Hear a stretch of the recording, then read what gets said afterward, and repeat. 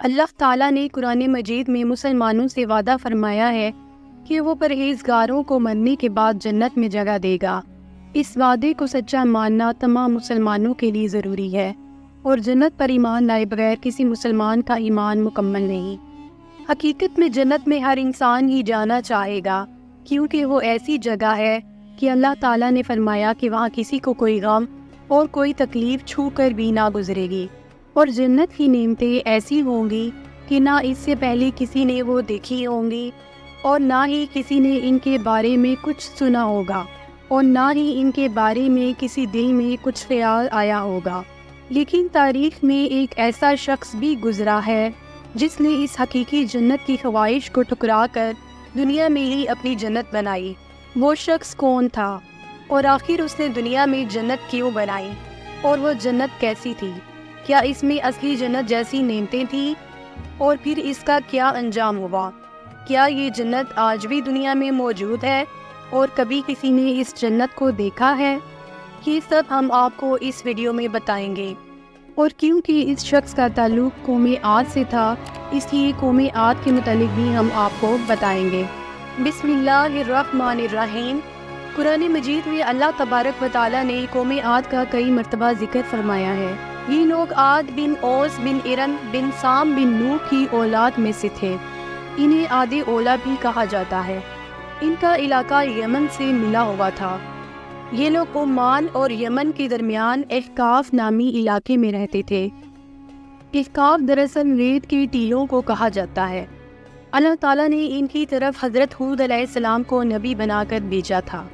قوم عاد کو اللہ تعالیٰ نے غیر معمولی صلاحیتوں سے نوازا تھا۔ یہ لوگ غیر معمولی قد و قامت کے مالک تھے۔ ان میں سے ہر ایک شخص کا قد 12 گز سے زیادہ ہوتا تھا، اور اس کی طاقت کا یہ عالم ہوتا تھا کہ بڑے سے بڑا پتھر جسے کئی آدمی مل کر بھی نہ اٹھا سکے، اسے ایک آدمی اپنے ایک ہاتھ سے ہی اٹھا کر دور پھینک دیتا۔ اس قوم نے بہت ترقی کر لی تھی۔ قوم عاد کے لیے اللہ تعالیٰ نے قرآن مجید میں ذات العماد یعنی اونچے ستونوں والے کا لفظ استعمال فرمایا ہے، کیونکہ یہ لوگ مضبوط اور بلند ستونوں والے گھروں میں رہتے تھے، اور دنیا میں اونچے ستونوں پر عمارتیں بنانے کا طریقہ ان لوگوں نے ہی سب سے پہلے شروع کیا۔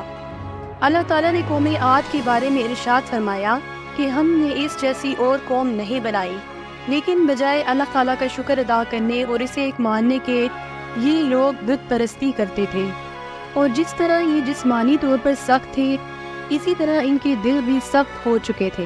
اللہ تعالیٰ نے قوم عاد کی ہدایت کے لیے ان کی طرف حضرت ہود علیہ السلام کو نبی بنا کر بھیجا تھا۔ قوم عاد میں 2 بادشاہ گزرے ہیں، شداد اور شدید۔ یہ دونوں بھائی تھے۔ شدید کے بعد جب شداد بادشاہ بنا تو اس نے اپنی سلطنت کو بہت ترقی دی، دنیا بھر کے خزانے اپنے پاس جمع کر لیے، اور دنیا کے تمام بادشاہوں کو اس نے اپنے جھنڈے تلے اکٹھا کر لیا، اور وہ سب اس کی ماتحتی کرنے لگے۔ کسی میں اتنی جرأت نہ تھی کہ وہ اس کا مقابلہ کر سکے۔ اس دولت اور طاقت کی وجہ سے شداد متکبر اور گھمنڈی ہو گیا، اور اس نے خدائی کا دعویٰ کر دیا۔ یہ دیکھ کر نیک لوگوں نے اس کو سمجھانے کی بہت کوشش کی، مگر اس نے کہا کہ میں تمہاری بات کیوں مانوں، مجھے تو دولت اور طاقت سب حاصل ہے۔ حضرت ہود علیہ السلام کی دعوت حق کی خبریں جب عام ہوئیں اور شداد تک بھی یہ باتیں پہنچی، تو اس نے حضرت ہود علیہ السلام کو اپنے دربار میں بلایا۔ شداد نے ان سے پوچھا کہ اگر ہم تمہاری بات مان لیں تو ہمیں کیا فائدہ ہوگا؟ حضرت ہود علیہ السلام نے اس سے کہا کہ تمہارے گناہ بخش دیے جائیں گے، اور اللہ تعالیٰ تمہیں جنت کے باغ عطا فرمائے گا جہاں لطف و کرم کی بارش ہوگی۔ پھر آپ نے شداد کے سامنے جنت کا نقشہ بیان فرمایا۔ اس پر شداد نے کہا کہ تم ہمیں جس جنت کا لالچ دیتے ہو، ایسی جنت میں خود بنا سکتا ہوں، مجھے تمہارے رب کی بنائی ہوئی جنت کی کوئی ضرورت نہیں۔ پھر اپنی بات کو سچ ثابت کرنے کے لیے اس نے اللہ تعالیٰ کی فراہم کردہ وسائل کو استعمال کیا، اور اس مقصد کے لیے اس نے یمن کے قریب ایک بہت بڑا جنت کا شہر بنانے کا ارادہ کیا۔ اس شہر میں اس نے ہر وہ خوبی جمع کر دی جو وہ جنت سے متعلق سن چکا تھا۔ اس شہر کا نام ارم تھا۔ اس لیے کچھ لوگوں کو مقرر کیا کہ وہ ساری دنیا سے خزانہ اکٹھا کرے، اور پھر اس نے اس شہر میں سونے چاندی کی اینٹوں سے محل تعمیر کروائے، اور زمرد اور یاقوت کے ستون ان کی عمارتوں میں نصب کیے گئے، اور ایسے ہی فرش مکانوں میں بنائے گئے جن میں پتھروں کی جگہ آبدار موتی اور جواہرات بچھائے گئے۔ اس نے اپنی اس جنت میں طرح طرح کے پھلدار درخت اور پھول والے پودے بھی لگائے۔ اس نے اپنی اس جنت میں دودھ اور شراب اور شہد کی نہریں بھی جاری کرا دی۔ اس شہر کی تمام سڑکیں ہیرے جواہرات اور سونے کی بنی ہوئی تھیں۔ الغرض اس سرکش نے اپنے خیال سے جنت کی تمام چیزیں اور ہر قسم کی عیش و عشرت کے سامان بھی اس شہر میں جمع کر دیے۔ کہا جاتا ہے کہ شداد کی یہ جنت بننے میں 12 سال لگے۔ جب یہ شہر مکمل ہوا تو شداد بادشاہ اپنے ایان سلطنت کے ساتھ اس کی طرف روانہ ہوا۔ جب ایک منزل کا فاصلہ باقی رہ گیا تو آسمان سے ایک ہولناک چیخ کی آواز آئی، جس سے اللہ تعالیٰ نے شداد اور اس کے تمام ساتھیوں کو ہلاک کر دیا اور وہ اپنی بنائی ہوئی جنت کو دیکھ بھی نہ سکا۔ ایک روایت میں یہ بھی بیان کیا جاتا ہے کہ اس کا ایک پاؤں گھوڑے کی رکاب پہ تھا اور ایک اپنی جنت کی چوکھٹ پر تھا کہ تبھی اسرائیل علیہ السلام آئے تاکہ اس کی جان نکال سکے۔ اس نے ان سے درخواست کی کہ مجھے اپنی جنت دیکھ لینے دے، مگر حضرت اسرائیل علیہ السلام نے اللہ تعالیٰ کے حکم کی تعمیل کرتے ہوئے اس کی جان نکال دی اور یہ اپنی جنت کو ایک نظر دیکھ بھی نہ پایا۔ ایک روایت میں آتا ہے کہ اللہ تعالیٰ نے ایک بار اسرائیل علیہ السلام سے پوچھا کہ کیا کبھی تمہیں کسی کی جان نکالتے ہوئے ترس آیا ہے؟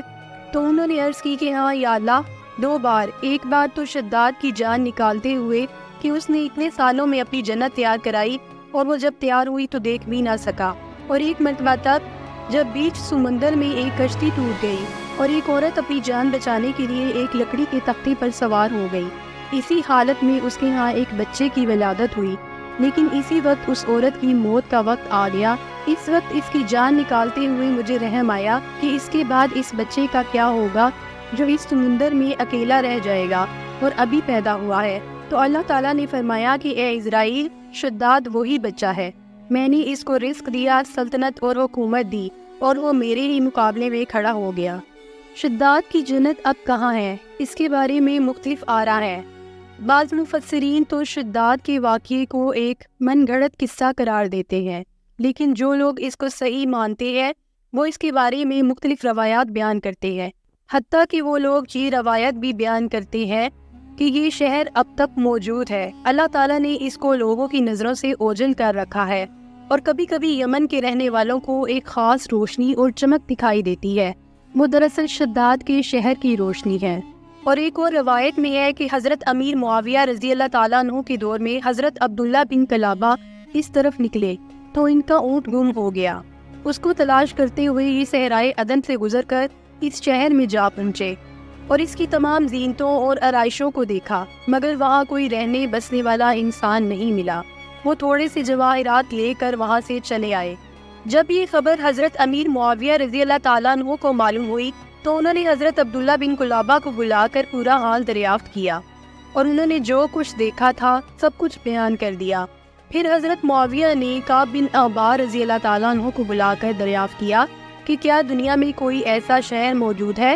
تو انہوں نے فرمایا کہ ہاں، جس کا ذکر قرآن مجید میں بھی آیا ہے، یہ شہر شداد بن عاد نے بنایا تھا، لیکن وہ سب عذاب الہی سے ہلاک ہوئے اور اس قوم میں سے کوئی ایک بھی باقی نہیں بچا۔ اور آپ کے زمانے میں ایک مسلمان جس کی آنکھیں نیلی، قد چھوٹا اور اس کے ابرو پر ایک تیر ہوگا، اپنی اونٹ کو تلاش کرتے ہوئے اس ویران شہر میں داخل ہوگا۔ اتنے میں حضرت عبداللہ بن کلابہ آ گئے تو حضرت کعب بن احبار نے ان کو دیکھ کر فرمایا کہ بخدا وہ شخص جو شداد کی بنائی ہوئی جنت کو دیکھے گا وہ یہی شخص ہے۔ شداد کے مرنے کے بعد حضرت ہود علیہ السلام نے اپنی قوم کو بت پرستی چھوڑ کر ایک اللہ کی عبادت کرنے کے لیے بہت کہا، مگر وہ کسی طرح نہ مانے، اور انہوں نے حضرت ہود علیہ السلام سے کہا کہ جس عذاب کا تم وعدہ کرتے ہو وہ لے آؤ، اور ہم اپنے باپ دادا کے مذہب کو ہرگز نہیں چھوڑیں گے۔ اس کے بعد حضرت ہود علیہ السلام چند لوگوں کو جو کہ ایمان لے آئے تھے اپنے ساتھ لے کر وہاں سے چلے گئے، اور پھر قوم عاد پر اللہ کا دردناک عذاب نازل ہوا۔ ان پر اللہ تعالیٰ نے تند و تیز ہواؤں والی آندھی بھیجی جس نے انہیں تباہ اور غارت کر دیا۔ یہ آندھی ان پر برابر 7 رات اور 8 دن چلتی رہی، سارے کے سارے اس طرح ہو گئے جیسے کھجور کے درختوں کے تنے الگ ہوں اور شاخیں الگ ہوں۔ اس طرح اللہ تعالیٰ نے ان کی سرکشی کی وجہ سے ان پر عذاب مسلط کر دیا۔